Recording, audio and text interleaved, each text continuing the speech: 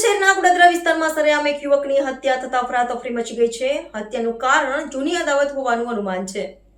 પોલીસે ઘટના સ્થળે પહોંચીને ગુનો નોંધી વધુ તપાસ શરૂ કરી છે. હવે તપાસ સામે આવશે કે આ હત્યા પાછળ કોણ છે અને શું છે હત્યાનું મૂળ કારણ.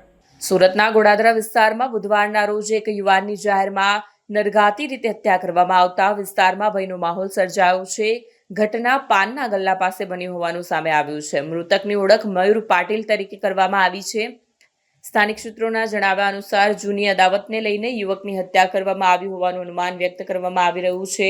આરોપીઓએ રસ્તામાં જ મયુર પાટીલ પર હુમલો કર્યો હતો અને ગંભીર રીતે ઈજા પહોંચાડતા તેનું ઘટના સ્થળે જ મોત નીપજી ગયું હતું.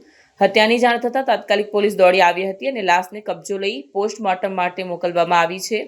પોલીસે ગુનો નોંધી વધુ તપાસ શરૂ કરી છે. ઘટના સ્થળે સ્થાનિક લોકોની ભીડ ઉમટી પડી હતી અને સમગ્ર વિસ્તારમાં ચકચાર મચી ગઈ છે. હત્યાના કારણો અને આરોપીઓની ઓળખ માટે પોલીસ સીસીટીવી ફૂટેજ અને ઇતર ટેકનિકલ પુરાવાઓના આધારે વધારે તપાસ આગળ ધપાવી રહી છે.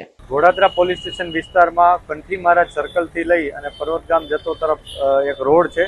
રોડમાં જમણી બાજુ એક પાનનો ગલ્લો આવેલો છે. ગલ્લામાં એક છોકરો ઊભેલો હતો. એના સાથે એના 2-3 દિવસ અગાઉ જેના સાથે ઝઘડો કે કંઈક અદાવત હતી એ છોકરાઓ 4-5 છોકરાઓ ત્યાં આવે છે. એ 4 છોકરાઓ અંદર આવી અને એના ઉપર એટેક કરે છે. એટેક કરી અને એની હત્યા નિપજાવે છે. એ ઘાયલ છોકરાને જ્યારે હોસ્પિટલ લઈ જવામાં આવે છે ત્યારે ડૉક્ટર મૃત જાહેર કરે છે. આ બાબતને લઈ પોલીસે તરત એક્શનમાં આવી અને જે આરોપીઓ છે એમને આઈડેન્ટિફાઈ કરવાની શરૂઆત કરી દીધી છે.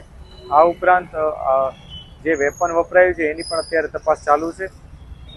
આઈડેન્ટિફાઈ થયેલા છોકરાઓની પૂછપરછ ચાલુ છે. આ ઉપરાંત ભોગ બનનારની પણ સંપૂર્ણ વિગત મેળવી આગળની તપાસ ચાલુ કરવામાં આવશે.